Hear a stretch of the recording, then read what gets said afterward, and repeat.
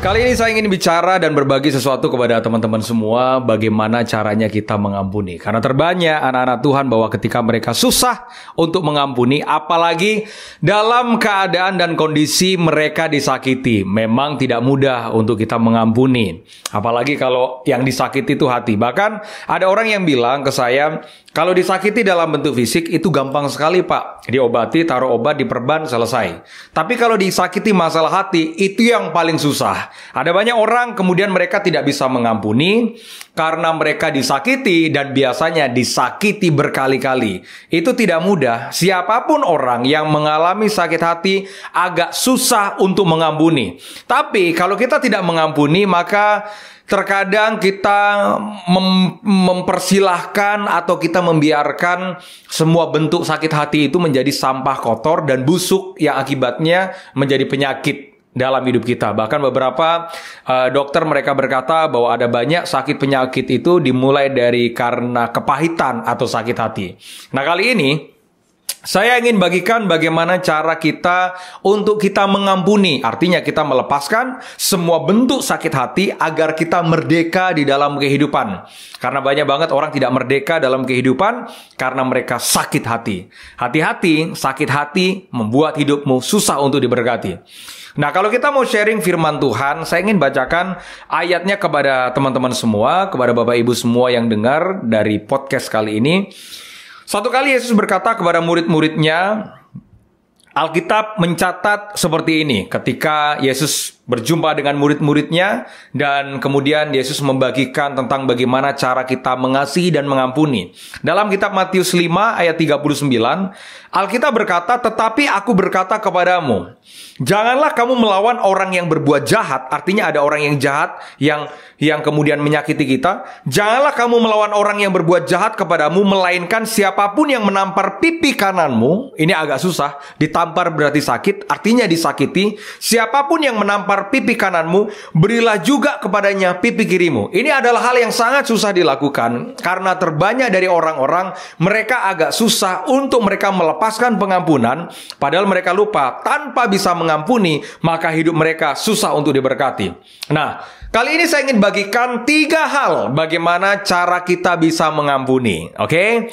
Saya berdoa, saya berharap apa yang saya bagikan bisa diterapkan agar kita menjadi orang-orang yang merdeka. Alkitab mencatat dengan jelas bahwa ketika Roh Kudus diberikan kepada kita, Roh itu yang memerdekakan kita sehingga kita tidak terbelenggu, tapi kita merdeka dan menikmati berkat Tuhan dengan leluasa. Yang pertama, untuk kita mengampuni, yang pertama harus memaafkan. Nah, memaafkan itu tidak hanya sekedar ya kita ngomong sama diri kita bahwa ya udah aku pokoknya maafin aja. Nah, banyak orang terus kemudian ketika dia disakiti, dia ngomong ya udahlah aku maafkan lah. Enggak.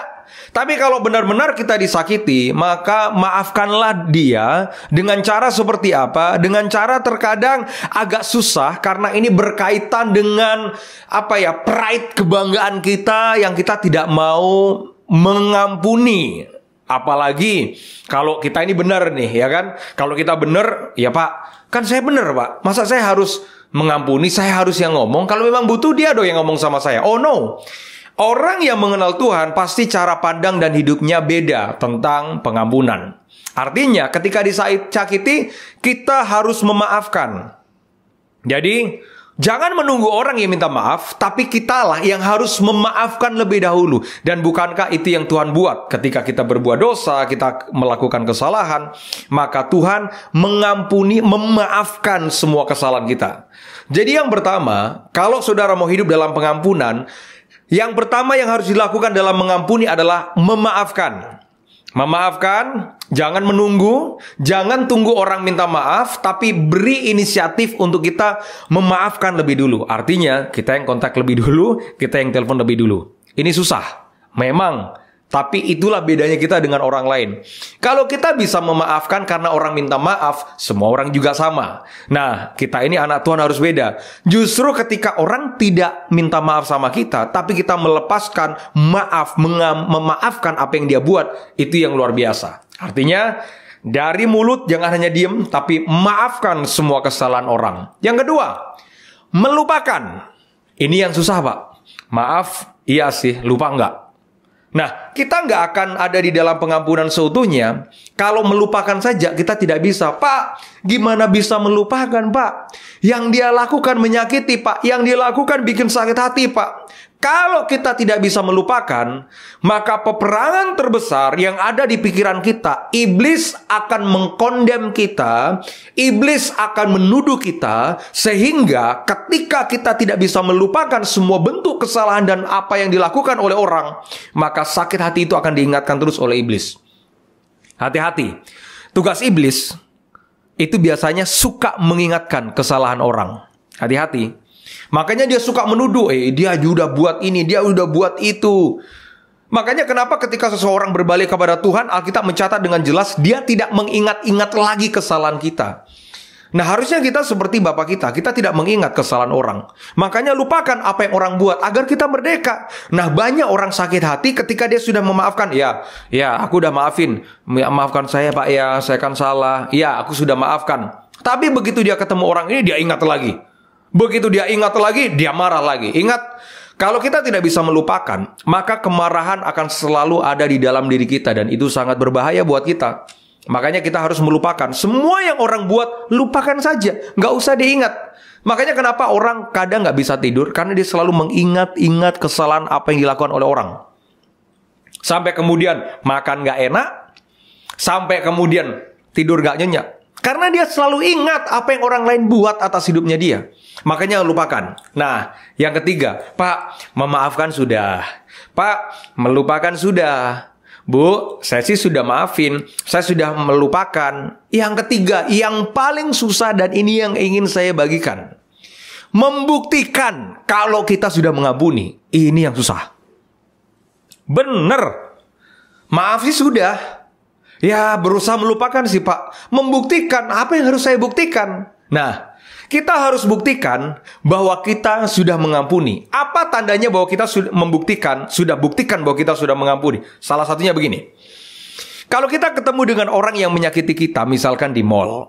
Tiba-tiba kita lihat nih orang itu, wah, dia ini yang menyakiti saya ini. Dia ini yang ngomongin tentang saya ini. Dan kemudian karena kita akan berpapasan di satu jalan, dan kemudian kita lihat ada tulisan toilet, dan kita lebih memilih untuk kita pergi di toilet. Artinya, sebenarnya kita masih kesel, dan masih belum bisa membuktikan untuk kita bisa mengampuni dia. Atau kalau enggak, seperti apa yang saya pernah lakukan, ketika saya mau makan di sebuah restoran, saya ingat nih, wah, ini orang ini kurang ajar, ini yang ngomongin saya, ini yang gosipin saya. Tiba-tiba, saya mau makan di restoran itu, tiba-tiba saya kesel saya. Kayak marah gitu.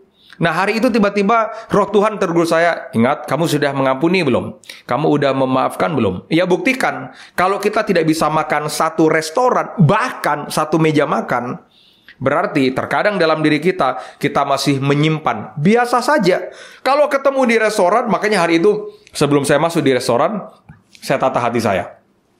Tuhan, masih marah nggak sama dia? Begitu saya tata hati saya tanya hati saya, oh ternyata enggak. Ya udah. Saya masuk. Ketika saya masuk, saya sapa. Apakah karena dia lihat saya sapa. Apa kabar? Oh, ya udah. Memang kelihatannya, loh kok bisa gitu? Kok bisa menyapa? Memang kelihatannya kalau orang lihat tuh, dia yang nyapa saya kan. Tapi setidaknya kita menang atas diri kita. Bukan menang atas orang lain, tapi kita menang atas diri kita. Karena kita berhasil membuktikan, kita masih bisa lo lihat wajahnya. Kita masih bisa lo lihat bisa satu meja makan, bisa satu restoran dengan tidak kebetulan, dengan tidak mencari-cari. Dan itu yang kita lakukan kalau kita benar-benar mengasihi.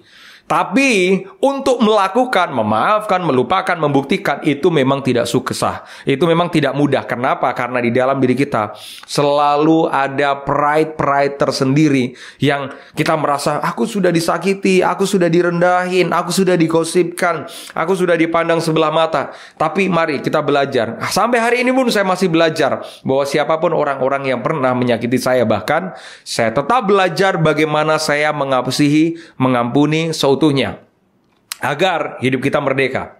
Supaya kalau kita ketemu orang, begitu ketemu satu restoran, kita nggak sembunyi-sembunyi lagi, biasa aja, masuk aja, sapa, apa kabar? Ya, oh lagi sini ya, dengan keluarga ya, oh lagi apa? Lagi di mall ya. Supaya kita merdeka, setidaknya, mungkin kalau dianggap dan dipandang oleh orang lain, tuh dia nyapa saya itu mungkin salah. Enggak, jangan lihat seperti itu. Setidaknya kita menang atas diri kita. Jadi ingat 3 hal dalam mengampuni. Yang pertama, memaafkan.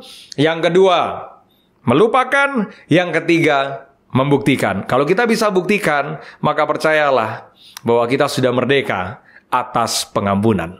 Tuhan Yesus memberkati. God bless you.